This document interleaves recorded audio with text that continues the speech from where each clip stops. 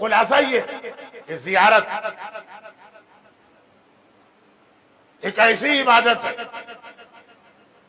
جو آپ کو نیٹ اور کلین کرے گی، بشرط یہ کہ اس طریقے سے کی جائے جو معصوم نے طریقہ بتایا، اور اس کی پہلی شرط یہ ہے کہ کوئی فعل حرام اور گناہ زیارت کے درمیان نہیں ہونا چاہیے۔ دیکھیے جب ذریعے میں مرد عورتیں ساتھ جاتے تھے تو 8ویں امام کا بہت مشہور واقعہ کہ زائر زیارت کے لیے گیا اور اس کے گھر والوں نے اسے گھر میں دیکھا، اپنے گھر میں خواب میں دیکھا کہ وہ 8ویں امام کی زری کے پاس پہنچ امام کے سینے میں نیزے مار رہا، امام کے سامنے گیا، نیزہ مارا، امام گرے، سنبھلے، یہ امام کے رائٹ سائڈ پہ گیا، نیزہ مارا، امام گرے، امام سنبھلے، بیک پہ گیا، زری کا طواف، نیزہ مارا، امام گرے، سنبھلے، یہ لیفٹ پہ آئے، نیزہ مارا، امام گرے، سنبھلے، پھر سامنے آئے، واپس آیا تو لوگوں نے پوچھا مشہد کی زیارت کی؟ ہاں کر مزہ آیا، بہت آیا، کوئی واقعہ پیش آئے؟ کوئی واقعہ نہیں۔ کہا تو بھی یہ خواب جو 4 آدمیوں نے فیملی میں ایک ساتھ دیکھا، گھبرا کے کہا یہ اتنا بڑا گناہ؟ کہا کہ میں زیارت کر رہا تھا، میرے آگے ایک نامحرم عورت جا رہی تھی، میں بلا وجہ اس کے جسم سے ٹکرا رہا تھا اور اپنا ہاتھ اس کے ہاتھ پہ رکھ رہا تھا۔ بہت مختصر کر رہا ہوں تاکہ مجلس میں کوئی بےہودگی بھی نہ آنے۔ یاد رکھیے کہ اگر آج یہ ذری میں مردوں اور عورتوں کو الگ نہ کیا جاتا تو ایسے کتنے تماشے وہاں پہ نظر آتے۔ اور جیسا کہ اسلام نے کہا غیبت کرنے والے کا جتنا گناہ ہے غیبت سننے والے کا بھی اتنا ہی گناہ۔ یا رسول اللہ کیوں؟ وہ جو لڑکی کے پیٹ سے گوشت نکلا وومیٹنگ کیونکہ غیبت کر رہی تو اس کی بہن نے کہا کہ میرے پیٹ سے یہ گوشت کیوں نکلا، سڑا ہوا گوشت؟ میں نے تو غیبت نہیں کی، کہا تو سن رہی تھی، مشہور روایت رمضان میں پڑھی جاتی، میں نے غیبت نہیں کی، کہا تو نے سنی۔ اگر غیبت کوئی سنے نہیں تو آدمی کیا دیوار سے غیبت کرے؟ دونوں کو برابر کا مجرم۔ عورت اگر مکمل حجاب میں ہو تو یقیناً بہت سے مرد گناہ سے بچ جائیں گے۔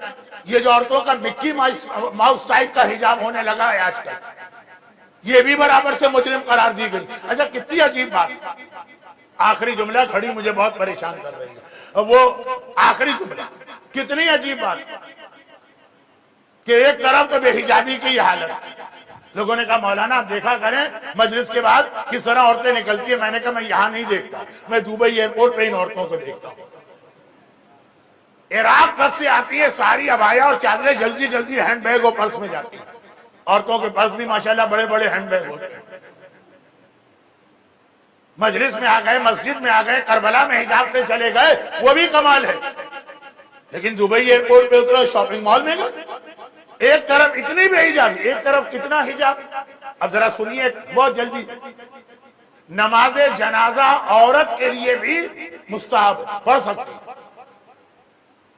ہمارے یہاں ایک کنسپٹ ہے کہ نماز جنازہ تو خالی مردوں کا کام،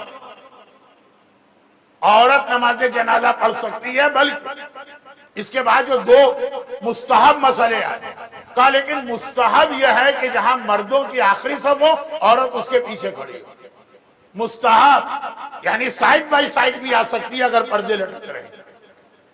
اور یہ اونلی نماز ہے، جملہ بہت توجہ سے سنیے، آخری جملہ ہے، یہ اونلی نماز ہے اسلام میں کہ اگر کوئی عورت پیریڈ کی نجاست میں تب بھی یہ نماز پڑھ سکتی ہے۔ فجر، مغرب، عشاء، ظہر، عصر کتنی اہم نمازیں، نماز آیات، نماز طواف، باپ کی قضا نماز جو واجب نہیں ہے پڑھنا چاہتی، کوئی نماز نہیں پڑھ سکتی اس حالت میں سوائے نماز جنازہ۔ اب یہ الگ بات ہے کہ کوئی صاحب یہاں کہیں گے کہ مولانا نماز جنازہ کو نماز کہا گیا ہے وہ اصل میں نماز نہیں، تب تو اور زیادہ واضح ہو گئے کہ پھر تو عورت میں کوئی حرج ہی نہیں اگر اس کو خالی دعا مانیں گے۔ لیکن میں یہ کہہ رہا ہوں کہ مراجع نے یہ مسئلہ اتنا ڈسکس کیا کہ یہ ساری ڈیٹیل بھی کتابوں میں کیسے بتائی جائے، مجلس کا وقت بہت جلدی ختم ہوگا۔ دارالسلام والوں کی گھڑیاں بہت تیز ہیں، ابھی تو 10 منٹ ہوتے وہ دکھاتی ہے 55 منٹ ہو گئے۔ تو خلاصہ یہ یہاں پہ سارا حجاب آ جاتا، ایک ثواب مل رہا، خالی ایک پردہ ہی تو لگانا ہے، اور عورتیں ادھر کھڑی ہوں نماز جنازہ، حتیٰ پیریڈ والی عورت جو امام باڑے میں آ بھی سکتی ہے نماز جنازہ پڑھ بھی سکتی ہے۔ یہ جو تماشا ہے نا کہ ایک طرف اتنی بے حجابی، شاپنگ مال میں جا کے دیکھیے، شادیوں میں جا کے دیکھیے، برتھ ڈے پارٹی میں جا کے دیکھیے، ٹورنٹو میں جا کے دیکھیے امام بارے کے باہر، اور ایک طرف اتنا حجاب کہ جو ایک ثواب والا عمل مل رہا ہے وہ بھی چھوڑ رہے۔ یہ طریقہ جو ہے نا یہ والا، یا ادھر یا ادھر، یہ حسینیت کا نہیں تھا، یہ یزیدیت کا طریقہ۔ اور دیکھیے دلیل، ایک طرف اتنے بے دین کہ علی اصغر تک کو شہید کر رہے ہیں، کچھ دیر روئے، پھر کیا ہوا؟ پھر ہنسنے لگے، حسین کے گلے پہ خنجر چلا رہے۔ دوسری جانب یہ اتنے بے دین، اتنے دیندار شور مچا رہے ہیں، جلدی حسین کا گلا کاٹو، نماز کا وقت فضیلت نکلا جا رہا ہے۔ یہی یزیدی، ایک یزیدی بات کربلا کے واقعے کے بعد کوفے کے ایک عالم سے مسئلہ پوچھنے گیا، عالم نے سر پیٹ لیا، دیوار سے سر ٹکرا دیا، رونے لگے۔ مسئلہ پوچھنے گیا کہ میں نے نماز پڑھ لی، نماز کے بعد دیکھا میرے کرتے پر مچھر کا خون لگا ہوا۔ نماز میں خون گرچہ تھوڑا سا معاف بھی ہے، لیکن اس کی بات کر رہا ہوں، مچھر کا خون، میری نماز ہوئی کہ نہیں؟ مسئلہ جواب دے دو اے عالم، ہاں یا نہ۔ سر دیوار سے ٹکرا دیا۔ آج کے لیے سوری، کیونکہ آج زائرین سے میری آخری مجلس تھی، 2 منٹ اوپر ہو گئے، کل سے انشاءاللہ میں ٹائم میں رہوں گا۔ تو سر کیوں ٹکرا دیا دیوار؟ کہا اے دشمن خدا، مچھر کے خون کا اتنا خیال ہے اور رسول کے بیٹے کا خون بہا دیا، اس کے بارے میں کبھی پلٹ کے نہ پوچھا۔ یہ یزیدیت کا طریقہ کار ہے، حسینیت کا نہیں ہے کہ یا اتنا حجاب کہ نماز جنازہ بھی نہیں پڑھیں۔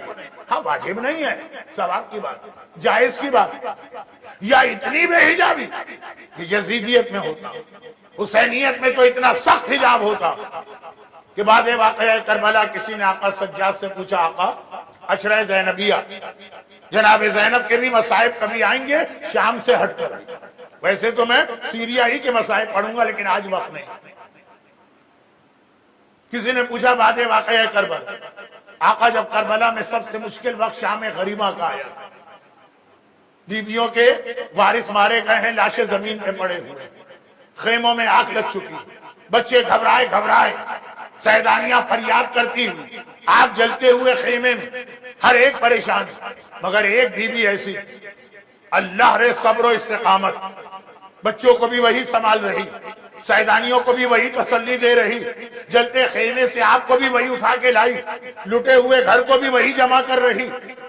مولا وہ کون بیوی تھی ایسے وقت میں اس طرح سے صبر کا مظاہرہ؟ سجاد نے سر جھکا کے کہا وہ میری پھوپھی ثانیہ زہرا زینب کبریٰ تھی۔ راوی نے کہا تو ایک سوال کا جواب اور دیجیے، میں تو نہیں تھا، جو تھے انہوں نے کہا اس وقت زینب کے سر پہ ایک سرخ رنگ کی چادر تھی، کیا کربلا کی شام غریبہ زینب کو کوئی سفید چادر نہیں ملی؟ سرخ رنگ کی چادر، لال رنگ، ریڈ کلر، وہ بھی شام غریبہ، 18 لاشوں کے درمیان، مولا کوئی اور چادر نہ تھی؟ آئے سجاد چیخ مار مار کے رونے لگا، تو نے سوال نہیں کیا، میرے سینے میں نیزہ مارا، میری پھوپھی کی چادر سفید تھی، لیکن جب اکبر کا لاشا خیمے میں آیا اور زینب ہائے اکبر بیٹا کہہ کے جوان کے لاشے پہ گری، تو جوان کے سینے سے نکلنے والے خون نے زینب کی سفید چادر کو سرخ کر دیا۔ خداوندہ اکبر و زینب کے ان مصائب کا واسطہ آج کی مجلس میں جو مومنین اور مومنات ہیں، ان کو، ان کے گھروں کو، ان کے گھر والوں کو دنیا اور آخرت کی ہر مصیبت و پریشانی سے محفوظ فرما۔ پروردگارا دنیا بھر میں جہاں جہاں صاحبان ایمان آج محبت اہل بیت، ولایت علی اور عزائے حسین کی وجہ سے دشمنوں کا نشانہ بن رہے، چاہے وہ سیریا ہو، لبنان ہو، بحرین ہو، یمن ہو، سعودی عرب ہو، عراق ہو، پاکستان ہو یا کوئی اور جگہ، ان سارے ظالموں کو نیست و نابود فرما۔ اس گریے کا واسطہ جو ان مومنین اور مومنات نے کیا، ان کی ساری حاجتوں کو پورا فرما۔ خداوندہ اس زینب کبریٰ کا واسطہ جس نے اکبر کا ماتم بھی چادر اتار کے نہیں کیا، اکبر کا ماتم بھی چادر پہن کے کیا. ہماری خواتین کو اپنے حجاب کی ہر جگہ اور ہر موقع پہ پابندی کی توفیق عطا فرما. ہمارے مرحومین کی مغفرت فرما. بیماروں کو شفائے کاملہ عطا فرما. جو روزگار کی پریشانی میں ہیں ان کے رزق حلال میں برکتیں عطا فرما. صاحبان اولاد کو اولاد کے حق دو کو صدمے سے محفوظ فرما. اور خدا بندہ جو زائرین کربلا معلیٰ کی زیارت کے لیے جا رہے ہیں انہیں خیر و عافیت کے ساتھ یہ سفر کرتے ہوئے اپنا سلام آقا حسین اور آقا عباس تک پہنچا کے خیریت سے واپس آنے کی توفیق عطا فرما. اور خود امام معصوم کی زیارت کے لیے اپنی آخری حجت وارث معصومی امام زمانہ کے ظہور میں تعجیل فرما.